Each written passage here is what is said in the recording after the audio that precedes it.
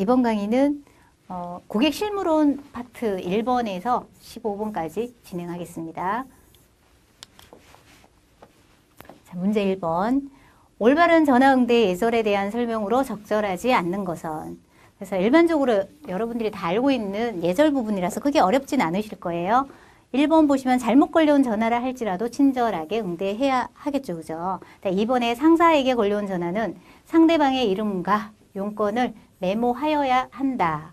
맞는 문제죠. 그죠? 통화 중에 메모를 하게 되면 통화가 길어지므로 통화 후에 메모하도록 한다. 왜 틀렸을까요?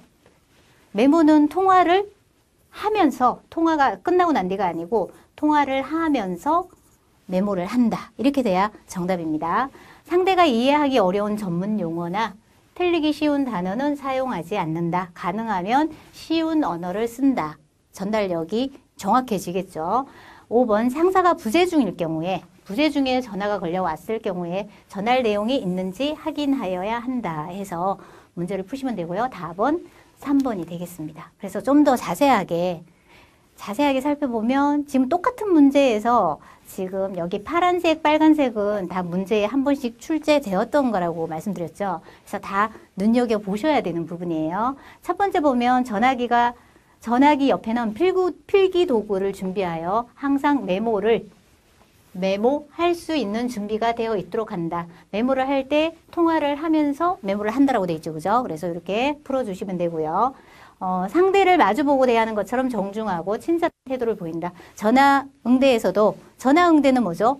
그 기업의 고객의 첫 접점이 되죠. 그죠? 그래서 첫 접점으로서 첫인상을 형성할 수 있는 곳이에요. 그래서 항상 친절하게 응대를 해준다. 두 번째, 언어는 정확하고 간결한 표현을 쓴다.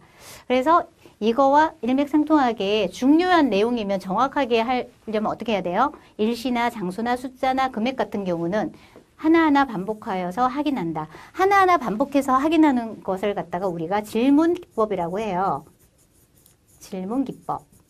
그래서 여러분들 요즘 전화하시면 고객센터에서 고객님 성함이 어떻게 되시나요? 홍길자동자입니다. 홍길동입니다. 라고 이렇게 대답을 하면 그 상담원이 어떻게 해요? 고객님 홍길자동자 맞으시죠? 라고 다시 되묻죠. 이 기법이 바로 여기에 해당된다고 보시면 돼요. 왜 되물어볼까요? 내가 정확하게 들었는지를 확인하는 거죠. 그죠? 그 다음에 전화기가 잘 들리지 않을 경우 상대방 탓이하는 어떤 탓으로 돌리라고 돼 있어요? 전화기 탓으로 돌린다. 고객님, 저희 전화기에 문제가 있나 봅니다. 라고 이렇게 전화기 탓으로 돌려야 된다라고 보시면 되고요. 그리고 도중에 전화가 끊어져요. 통화 중에 전화가 끊어지면 원칙은 누가 먼저? 건 쪽이 먼저 다시 전화를 해야 돼요. 그래서 서로 이런 원칙이 없다라면 어떻게 될까요? 서로 전화를 걸면서 통화 중이 다시 되죠. 그래서 통화 연결하기가 굉장히 힘들어지는 상황이 발생할 수 있습니다. 그래서 반드시 도중에 전화가 끊어지면 먼저, 용건이 있는 사람이죠. 먼저 건 사람 쪽에서 한다. 반드시 기억해 주셔야 되고요. 통화 도중에 상대방을 기다리게 할 때 주의 대화 내용이나 소음이 들리지 않도록 수화기를 한쪽 손으로 가린다. 요즘은 뭐죠? 다른 버튼 기능이 있죠. 그죠? 버튼 눌러서 기다리게 한다라고 보시면 되고요. 통화는 용건만 간단히 한다. 통화가 끝났을 때 수화기는 상대방이 끊는 것을 확인한 다음에 조용히 내려놓는다. 그래서 누가 먼저 끊어야 돼요? 고객이 먼저 끊고 난 다음에 내가 전화기를 내려놓는다. 잘 나오는 문제예요. 기억하셔야 되고요. 빨간색은 특히나 잘 나오는 문제니까 더 정확하게 기억을 해주시면 돼요. 그래서 똑같은 포인트의 문제에서 바뀌는 게 지금 보세요. 몇 문제예요? 한 문제, 두 문제, 세 문제. 그죠? 네 문제, 다섯 문제. 바뀌어서 계속 나온다고 보시면 돼요.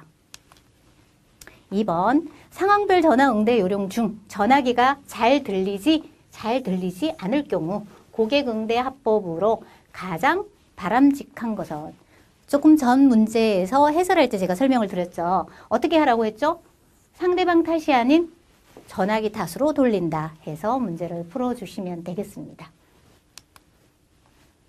3번, 수명과 보고에 대한 설명으로 가장 올바른 것은, 수명과 보고 보시면 되겠습니다.